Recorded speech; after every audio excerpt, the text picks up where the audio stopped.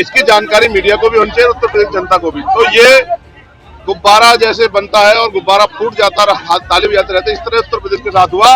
केंद्र ने सबसे बड़ा धोखा अगर किसी के साथ किया तो उत्तर प्रदेश के साथ किया। हमारा गठबंधन ऑलरेडी है और गठबंधन हमारा उत्तर प्रदेश की महान जनता से है। जिस महान जनता ने दोनों ही अलायंस के खिलाफ हमें जिता के नगीना से भेजा, उसी महान जनता के आशीर्वाद से हम लोग उपचुनाव अपने बलबूते पे लड़ेंगे। विधेयक जो मैंने प्राइवेट बिल पेश किया है लोकसभा में, उसका समर्थन करके अब इस रिफॉर्म के कदम को उठाना चाहिए और निजी क्षेत्रों में आरक्षण की व्यवस्था SC ST OBC के लिए करानी चाहिए। तो चंद्रशेखर आजाद रावण का अब न सिर्फ राजनीतिक कद उत्तर प्रदेश में बढ़ रहा है, बल्कि ये भी देखा जा रहा है कि वो अपने आप को पिछड़ों का, दलितों का, अल्पसंख्यक समाज के लोगों का मसीहा भी बताते नजर आ रहे हैं। और लगातार चंद्रशेखर आजाद सत्ता के गलियारों से लेकर संसद तक में इस नाम की चर्चा इन दिनों खूब देखी जा रही है।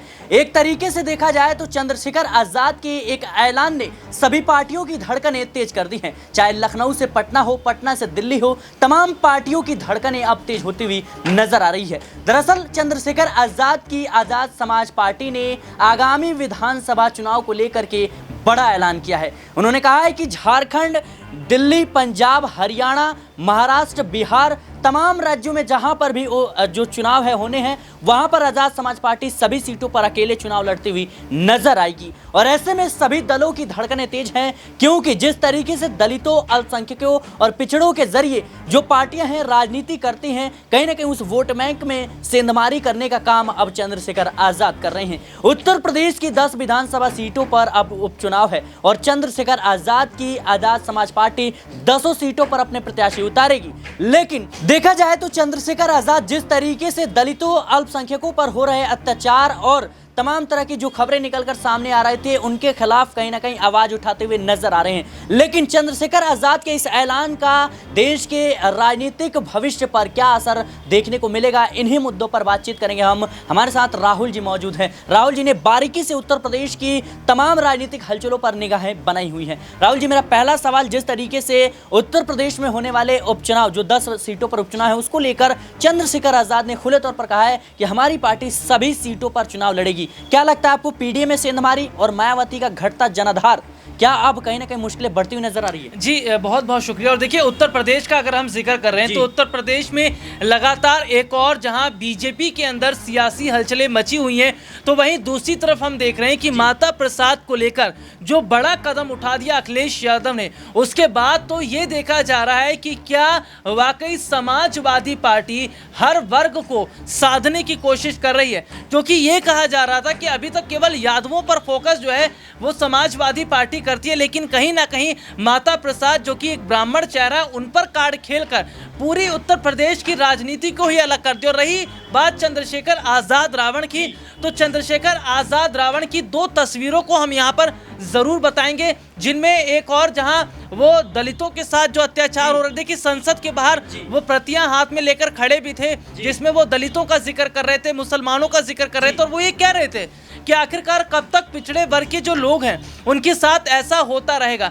देखिए, सबसे बड़ी बात अगर हम कहें तो जहां हम ये देख रहे हैं कि समाजवादी पार्टी का जनाधार उत्तर प्रदेश में बढ़ रहा है, उसके अलावा नगीना से सांसद जो हैं चंद्रशेखर आजाद रावण, वो लगातार जो है पिछड़े वर्ग के जो लोग हैं, दलित लोग हैं, तमाम और अन्य जो तबके के लोग हैं, उनके साथ नज़दीकियां बना रहे हैं। लेकिन मायावती का जनाधार जो है वो कहीं ना कहीं देखिए उत्तर प्रदेश में कम हो रहा है। क्योंकि आप खुद देखिए कि जब मायावती की अगर हम बात करते हैं तो उनका सबसे बड़ा जो वोट बैंक है वो वोट बैंक दलितों का वोट बैंक है, लेकिन वो वोट बैंक छटका है। जो हाल ही में लोकसभा चुनाव के जो नतीजे आए, खास तौर पर उत्तर प्रदेश के लिहाज से देखा जाए तो जितना भी पिछड़ा दल का वोट है वो पड़ा या समाजवादी पार्टी को या तो चंद्रशेखर आजाद रावण ले गए। तो कहीं ना कहीं हमें ऐसा लग रहा है कि आने वाले वक्त में मायावती का जो जनाधार है अगर मजबूत नहीं हुआ तो पार्टी कहीं ना कहीं सिमटती रह जाएगी। एक बड़ा सवाल मैं आपसे पूछना चाहूंगा, आपने बड़ी जानकारी दी कि कहीं ना कहीं जो पिछड़ा और अल्पसंख्यक का जो वोट बैंक है वो कहीं ना कहीं चंद्रशेखर आजाद और अखिलेश यादव हैं उनके साथ कहीं ना कहीं शिफ्ट होता हुआ नजर आया। लेकिन एक अहम सवाल यह भी है कि माना यह जा रहा है कि जो सूत्रों के हवाले से खबर आ रही है कि चंद्रशेखर आज़ाद की जो कांग्रेस के साथ नज़दीकियां हैं वो बढ़ती हुई नजर आ रही है। लोकसभा चुनाव के दौरान भी देखा गया कि प्रियंका गांधी ने अखिलेश यादव को फोन किया था कि आप चंद्रशेखर आज़ाद को नगीना सीट सौंप दीजिए, हालांकि बात नहीं बन पाई। लेकिन अब जो परिस्थितियां बन रही है कि चंद्रशेखर आज़ाद को इंडिया गठबंधन में शामिल करने की जो कवायद है वो शुरू हो गई है, क्योंकि चंद्रशेखर आज़ाद के बढ़ते जनाधार से सीधे तौर पर इंडिया गठबंधन को झटका है, क्योंकि दलित और अल्पसंख्यक के बलबूते पर कहीं ना कहीं जो पूरा का पूरा इंडिया गठबंधन वो राजनीति करता हुआ नजर आता है। क्या लगता है आपको, चंद्रशेखर आज़ाद अब इंडिया गठबंधन में शामिल होने पर निर्णय ले सकते हैं?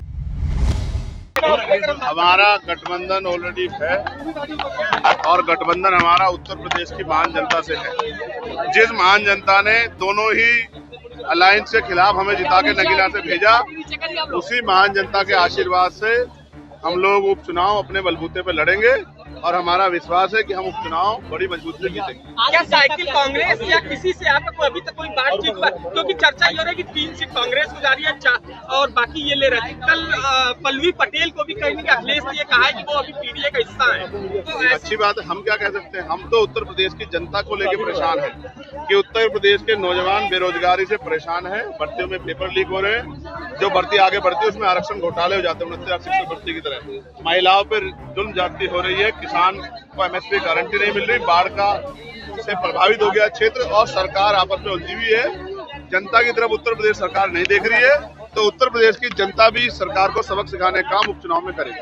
क्या उत्तर प्रदेश में अभी भी समय है, अगर सभी पार्टियां जो है विपक्ष की एक हो जाती है तो क्या यूपी में बहुत अच्छे बहुमत से रोका जा सकता है बीजेपी को? और मैं फिर ये कह रहा हूँ, हम लड़ाई लड़ रहे हैं, कमजोर वर्गों को सम्मान का जीवन मिले, और मैं आपसे कह रहा हूँ अब समय आ गया है देश में समानता के लिए निजी क्षेत्रों में आरक्षण की व्यवस्था करने का समय आ गया है। एससी एसटी ओबीसी के लोगों को निजी क्षेत्रों में आरक्षण देने का समय जो है अब आ गया है, और ये ही समय है कि देश केंद्र की सरकार को जो बिल विधेयक जो मैंने प्राइवेट बिल पेश किया है लोकसभा में, उसका समर्थन करके अब इस रिफॉर्म के कदम को उठाना चाहिए और निजी क्षेत्रों में आरक्षण की व्यवस्था एससी एसटी ओबीसी के लिए करानी चाहिए। अच्छा, ये कहा जाता है बैसाखी की सरकार है और बिहार में देखिए अलग बजट में उसको लाभ मिला और चंद्रबाबू नायडू को अलग मिला।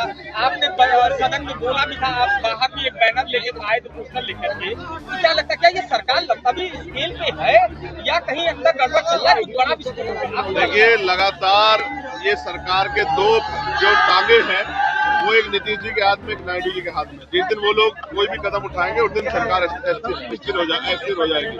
मेरा ये कहना है कि वो स्थिर होना हो, लेकिन उत्तर प्रदेश की जनता को बजट में क्या मिला इसकी जानकारी मीडिया को भी होनी चाहिए, उत्तर प्रदेश जनता को भी। तो ये गुब्बारा जैसे बनता है और गुब्बारा फूट जाता रहा, ताली बजाते रहते, इस तरह उत्तर प्रदेश के साथ हुआ। केंद्र ने सबसे बड़ा धोखा अगर किसी के साथ किया तो उत्तर प्रदेश के साथ किया, जहां बजट के नाम पे धोखा हुआ, जनता के हिस्से में कुछ नहीं आया। चंद्रशेखर आजाद अभी किसी पार्टी के गठबंधन में नहीं है, ये क्लियर है। मैं आपसे क्या कह रहा हूँ, नहीं, हमारा गठबंधन उत्तर प्रदेश की महान जनता से है। जिस जनता ने नगीना में जो समीकरण बना के हमें भेजा, वही समीकरण बना के, बहुजन समाज का समीकरण बना के हम लोग उत्तर प्रदेश के विधानसभा में भी अपना प्रतिनिधित्व इस बार तय करेंगे। हमारा एमएलए जीत के जाएगा, ऐसा हमें भरोसा। मधुआ से चुनाव लड़ने जा रहे हैं। हमारे हम इतनी देर क्या भाषण दिए, तुम लोग क्या सुने? यहाँ की जनता को क्या आपने प्रत्याशी होगा, प्रत्याशी तय करेगी, ये मेरा काम नहीं है, पार्टी तय करेगी। धन्यवाद।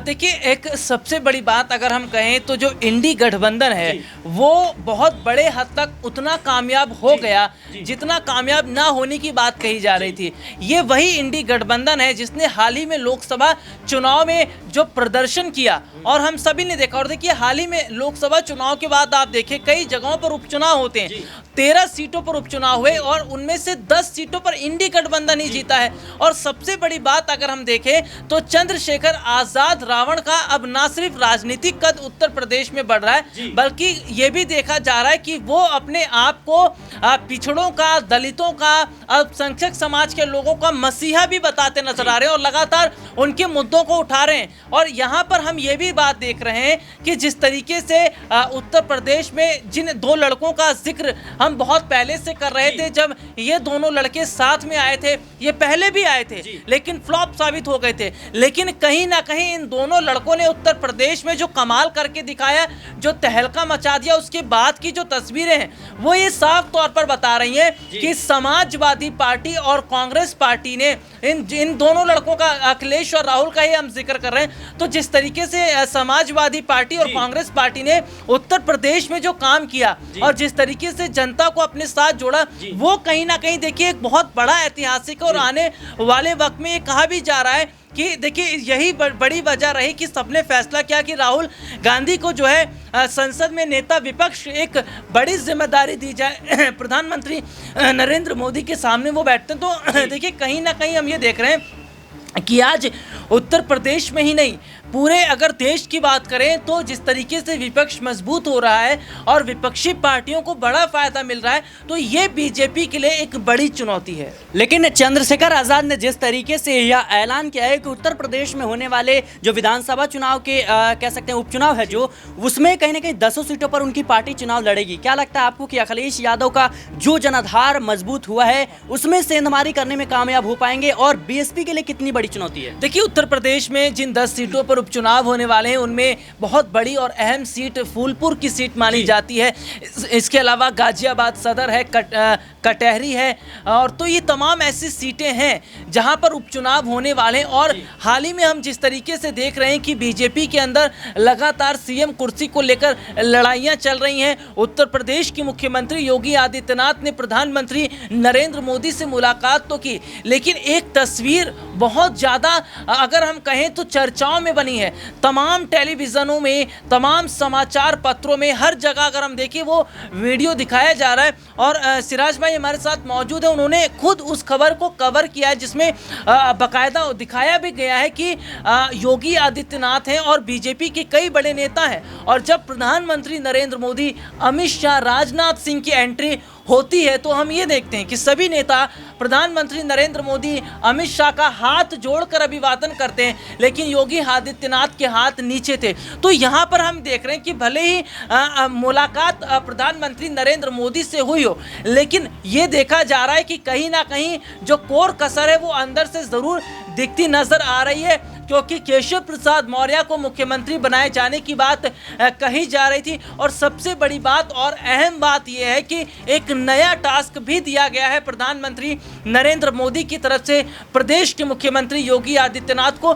तो जिस तरीके से हम ये देख रहे हैं कि जो नया टास्क दिया गया है, क्या वो उसको भली भांति तरीके से पूर्ण कर पाएंगे, उन चुनौतियों का सामना कर पाएंगे। और देखिए ये जो उपचुनाव है, इसको उपचुनाव मत लीजिए, इसको विधानसभा चुनाव के तौर पर देखिए, क्योंकि ये उपचुनाव ही तय कर देंगे कि साल 2027 का जो विधानसभा चुनाव है क्या वो बीजेपी जीत पाएगी या नहीं। लेकिन कहीं ना कहीं उपचुनाव से पहले माता प्रसाद को जो बड़ी जिम्मेदारी दी गई है, शिवपाल यादव के बगल में अब बैठते हैं माता प्रसाद, तो ये कहीं ना कहीं देखा जा रहा है कि क्या इसका उपचुनाव पर फर्क पड़ेगा। जी बिल्कुल, कहीं ना कहीं देखना दिलचस्प होगा कि आने वाले समय में चंद्रशेखर आजाद क्या कुछ खेला कर पाते हैं। क्या वाकई में वो इंडिया गठबंधन के साथ जो है वो जुड़ते हुए नजर आएंगे? माना यही जा रहा है कि उनकी नज़दीकियां जो है वो लगातार बढ़ती हुई नजर आ रही है और इंडिया गठबंधन के तमाम वो नेता चंद्रशेखर आजाद के संपर्क में हैं। फिलहाल इस रिपोर्ट में तय देश और दुनिया की तमाम खबरों के लिए बने रहें एक्शन एंड पॉलिटिकल बाइट के साथ।